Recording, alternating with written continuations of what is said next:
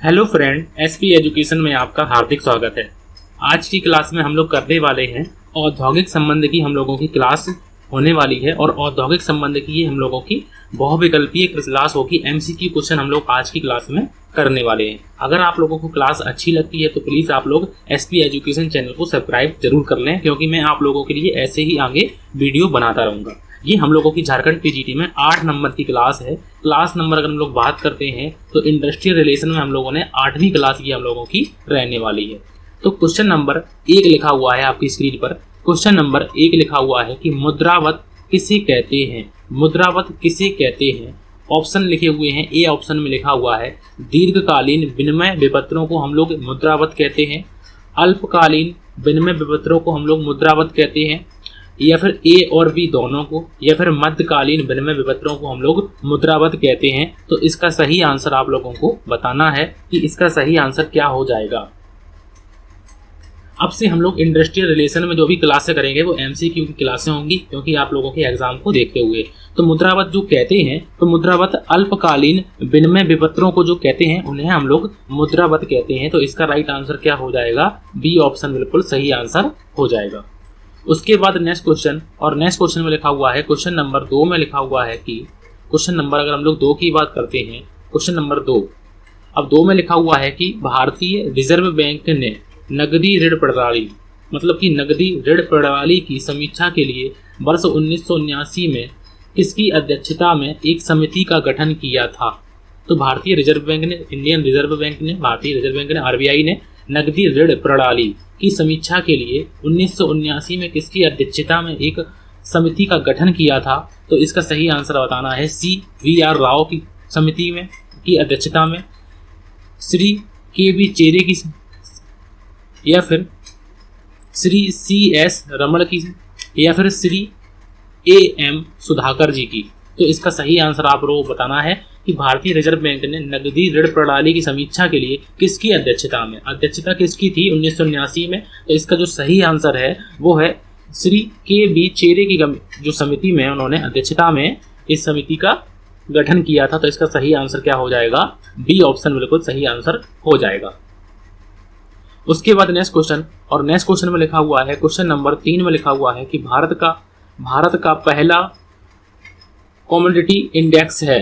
तो इसका सही आंसर आप लोगों को बताना है कि भारत का पहला कमोडिटी इंडेक्स है BSE 500, MCX, BSE 200, या फिर NDFX। इसका सही आंसर आप लोगों को बताना है कि NCD।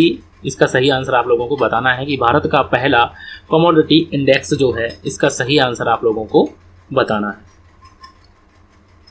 तो इसका जो सही आंसर है वो है डी ऑप्शन बिल्कुल सही आंसर हो जाएगा कि भारत का पहला कम्युनिटी इंडेक्स जो है, इंडेक्स NCD। तो इसका सही आंसर हो जाएगा, इसका सही आंसर डी ऑप्शन बिल्कुल राइट आंसर हो जाएगा।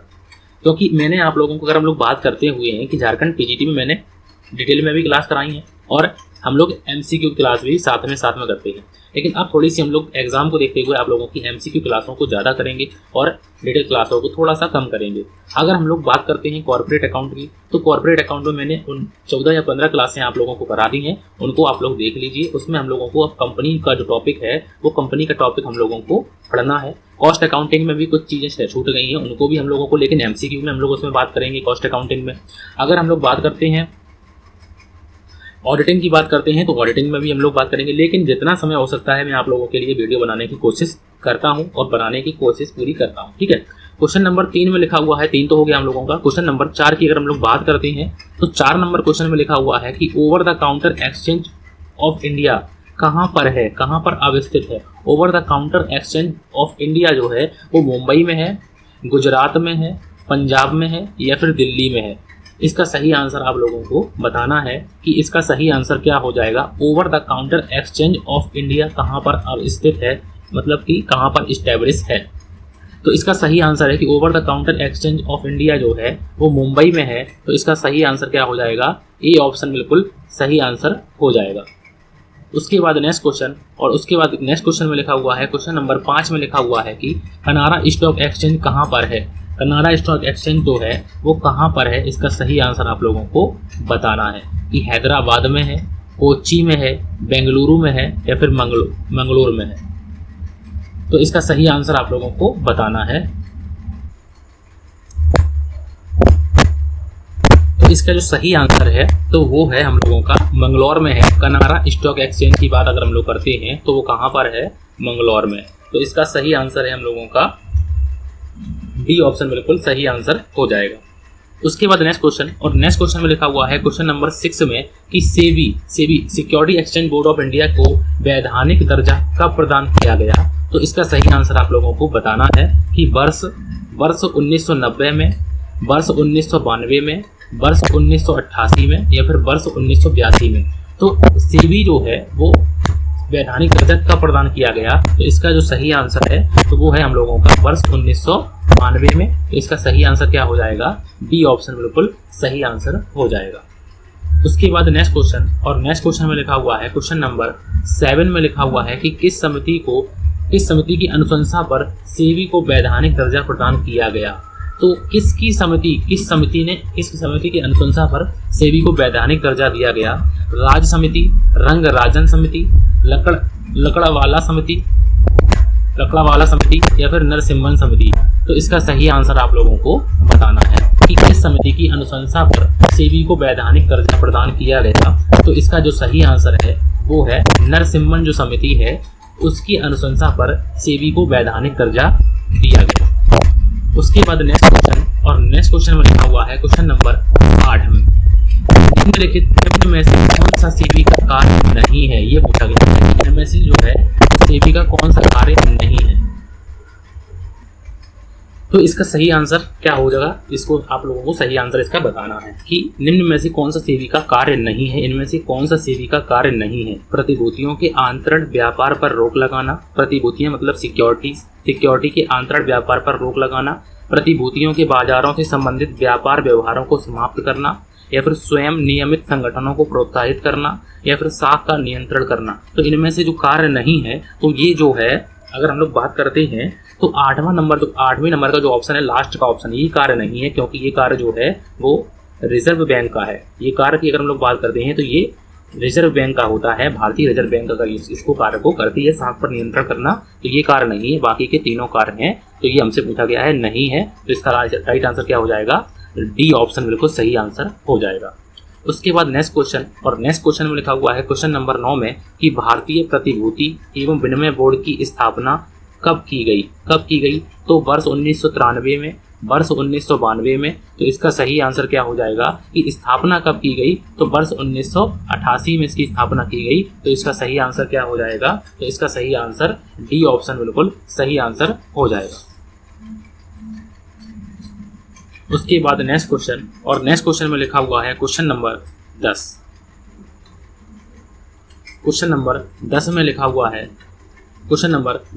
हुआ है कि देश में नए स्टॉक एक्सचेंजों के लिए नीति बनाने हेतु वित्त मंत्रालय द्वारा वर्ष 1991 में एक उच्च स्तरीय अध्ययन दल का गठन किया गया था।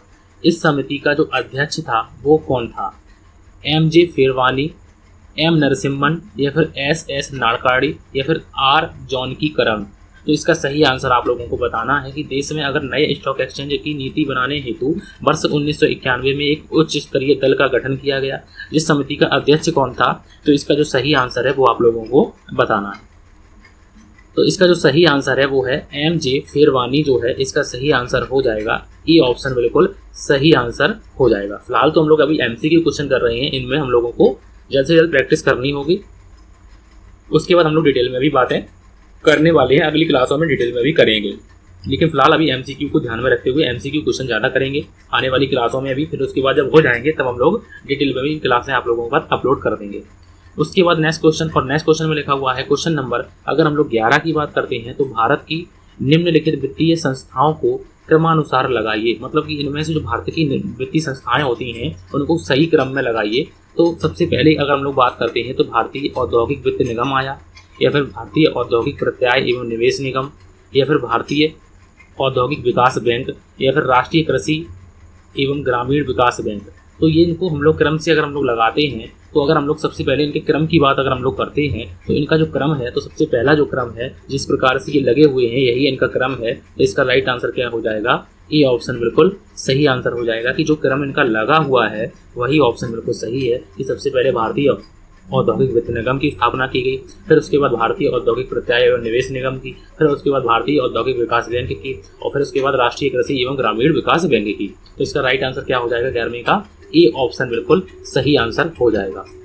उसके बाद नेक्स्ट क्वेश्चन, और नेक्स्ट क्वेश्चन में लिखा हुआ है क्वेश्चन नंबर 12 में कि दलाल स्ट्रीट कहाँ पर स्थित है। दलाल स्ट्रीट की अगर हम लोग बात करते हैं तो न लंदन न पेरिस, ये कहाँ पर है, तो ये है मुंबई में है। तो इसका सही आंसर क्या हो जाएगा 12वीं का सी ऑप्शन बिल्कुल सही आंसर हो जाएगा। अगर आप लोगों को क्वेश्चन अच्छे लग रहे हैं तो प्लीज़ आप लोग एसपी एजुकेशन चैनल को सब्सक्राइब जरूर करें और वीडियो को लाइक जरूर कर दें। उसके बाद नेक्स्ट क्वेश्चन, और नेक्स्ट क्वेश्चन में लिखा हुआ है क्वेश्चन नंबर 13 में लिखा हुआ है कि मंदड़िया एवं तेजड़िया शब्दावली किससे संबंधित है। मंदड़िया क्या होता है, तेजड़िया क्या होता है, इसके बारे में भी बात करेंगे जब हम लोग डिटेल में क्लासों को करेंगे ना, तब अभी फिलहाल देखो अगर हम लोग करते हैं अभी तो इसमें टाइम ज़्यादा लग जाएगा।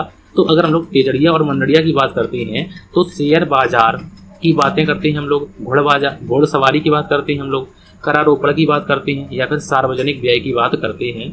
तो इसका जो सही आंसर है, अगर हम लोग सही आंसर की बात करते हैं तो तेजड़िया और मंदड़िया जो शब्द यूज होते हैं तो वो शेयर बाजार में होते हैं। तो ये मैं आप लोगों को बिजनेस स्टडी में पढ़ाने वाला हूँ। बिजनेस स्टडी और चाहे बीकॉम की सारी क्लासों की बात करते हैं तो ये भी आप लोगों को क्लासें यहाँ पर इसी चैनल पर मिलने वाली हैं। अगर आप लोग बीकॉम की तैयारी करना चाहते हैं, क्लास 12 की तैयारी कर रहे हैं, मान लो किसी ने कॉमर्स ले रखा है, तो वहाँ पर हम लोग अच्छी तरीके से क्लासों को करने वाले हैं।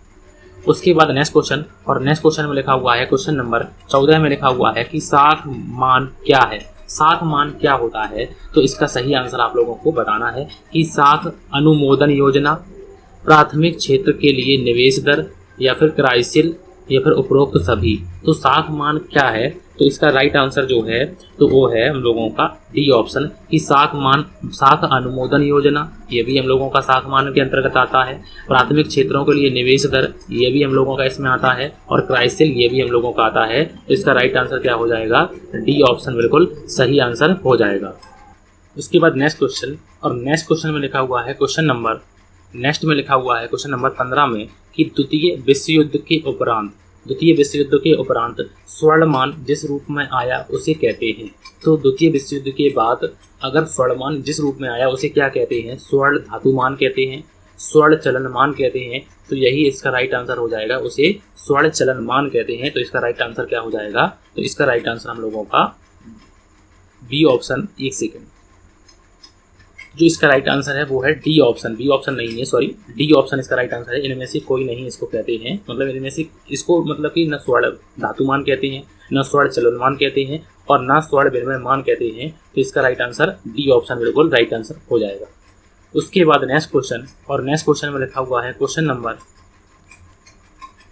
16 में लिखा हुआ है कि किस आयोग ने भारत में वर्ष 1926 में प्रचलित मौद्रिक एवं साख प्रणाली में सुधार की आवश्यकता को स्पष्ट करते हुए केंद्रीय बैंक की स्थापना करने का सुझाव दिया था। तो इसके जो ऑप्शन है वो भी आप लोगों के सामने स्किप होंगे।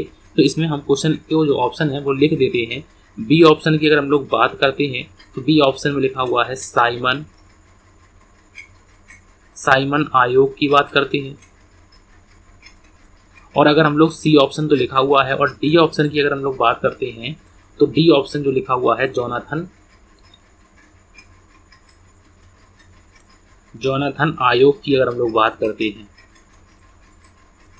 तो किस मतलब कि आयोग ने भारत में 1926 में प्रचलित मौद्रिक एवं साख प्रणाली में सुधार की आवश्यकता को स्पष्ट करते हुए एक केंद्रीय बैंक की स्थापना करने का सुझाव दिया था। तो इसका सही आंसर जो है वो आप लोगों को बताना है। तो इसका जो सही आंसर है वो है हिल्टन यंग आयोग ने जो सुझाव दिया था। तो इसका राइट आंसर है तो सी ऑप्शन बिल्कुल सही आंसर हो जाएगा।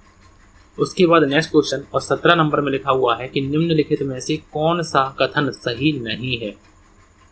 मुद्रा बाजार वस्तुतः अल्पकालीन ऋणों का बाजार होता है। बिल्कुल सही बाजार है, बिल्कुल सही बात है कि मनी मार्केट जो होता है वो अल्पकालीन ऋणों का बाजार होता है। इसका सही आंसर तो ये हो गया, मतलब ये सही बात है, हमसे पूछा गया है, सही नहीं है।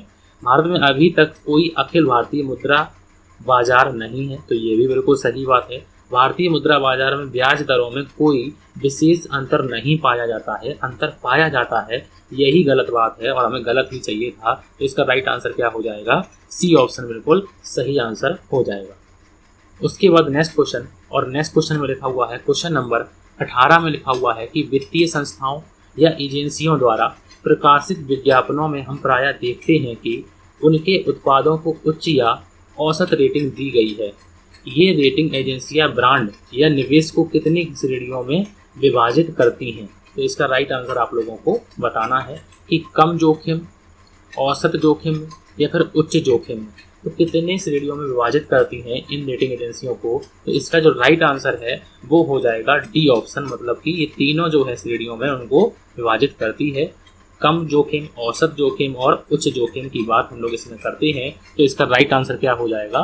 डी ऑप्शन बिल्कुल सही आंसर हो जाएगा।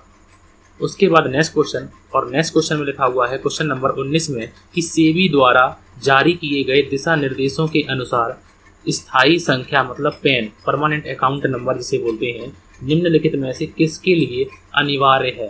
डीमेट खाते के लिए, सभी बचत बैंक खातों के लिए, सभी आवास ऋण खातों के लिए या फिर सभी चालू खातों के लिए? तो सेबी ने क्या कहा है? सेबी द्वारा जारी दिशा निर्देशों के अनुसार जो पैन है वो किसके लिए अनिवार्य है? तो जो डीमेट अकाउंट है, जो शेयर के संबंधित होता है, तो इसमें जो है डीमेट अकाउंट में पैन के बिना जो है वो नहीं खुलता है, तो इसीलिए पैन उसमें अनिवार्य होता है। तो इसका राइट आंसर क्या हो जाएगा? ए ऑप्शन बिल्कुल सही आंसर हो जाएगा। उसके बाद नेक्स्ट क्वेश्चन, और नेक्स्ट क्वेश्चन में लिखा हुआ है क्वेश्चन नंबर 20 में लिखा हुआ है कि वह खाता जिसमें शेयरों का इलेक्ट्रॉनिक रूप से व्यापार किया जाता है उसे कहते हैं? तो उसे डीमेट अकाउंट कहते हैं, एनआरआई अकाउंट कहते हैं, एनआरआईओ अकाउंट कहते हैं या फिर चालू खाता कहते हैं? तो उसे हम लोग क्या कहते हैं? तो उसे हम लोग डीमेट अकाउंट कहते हैं। और डीमेट अकाउंट बिना पैन के नहीं खुलता है, उसमें पैन अकाउंट अनिवार्य होता है। उसके बाद नेक्स्ट क्वेश्चन, और नेक्स्ट क्वेश्चन में लिखा हुआ है कि स्वीकृत ग्रह कहाँ अवस्थित हैं? स्वीकृत ग्रह कहाँ अवस्थित हैं? इसका सही आंसर आप लोगों को बताना है। स्वीकृत ग्रह कहाँ अवस्थित हैं? इसका सही आंसर आप लोगों को बताना है कि न्यूयॉर्क में, टोक्यो में, जिनेवा में या फिर लंदन में? तो इसका जो सही आंसर है वो है डी ऑप्शन बिल्कुल सही आंसर हो जाएगा कि स्वीकृत ग्रह लंदन में स्थित हैं। तो इसका राइट आंसर डी ऑप्शन बिल्कुल सही आंसर हो जाएगा। और आज का हम लोगों का क्वेश्चन जो है वो आखिरी क्वेश्चन है कि रिजर्व बैंक ने विनिमय विपत्र योजना कब बनाई थी? तो विनिमय विपत्र योजना जो बनाई थी वर्ष 1952 में, वर्ष 1955 में, वर्ष 1970 में या फिर वर्ष 1959 में? तो रिजर्व बैंक ने विनिमय विपत्र योजना कब बनाई थी? तो इसका राइट आंसर है 1952 में उन्होंने ये योजना बनाई थी। तो इसका राइट आंसर क्या हो जाएगा? ए ऑप्शन बिल्कुल सही आंसर हो जाएगा। तो आज की क्लास में हम लोगों ने 22 क्वेश्चन किए हैं, 22 क्वेश्चन किए हैं, और इससे आगे के जो क्वेश्चन है वो मैं आप लोगों को अगली क्लास में लेकर आऊँगा। ये क्लास मैंने आप लोगों को बहुत दिनों बाद हो पाई है, लगभग में 3 दिनों के बाद ये क्लास आप लोगों की हो पाई है। कुछ प्रॉब्लम थी इसलिए मैंने आप लोगों को ये क्लास नहीं दे पाई थी। उसके बाद अब मैं आप लोगों को कोशिश करूंगा कि और भी क्लासें आगे जल्द से जल्द देने की पूरी कोशिश करूंगा आप लोगों को। बस आप लोगों को इतना काम करना है कि एसपी एजुकेशन चैनल को सब्सक्राइब करना है और टेलीग्राम से भी ज्वाइन कर लेना है। ये पीडीएफ जो है वो वहाँ पर आप लोगों को मिल जाएगी। तो आज की क्लास के लिए थैंक यू फॉर वॉचिंग।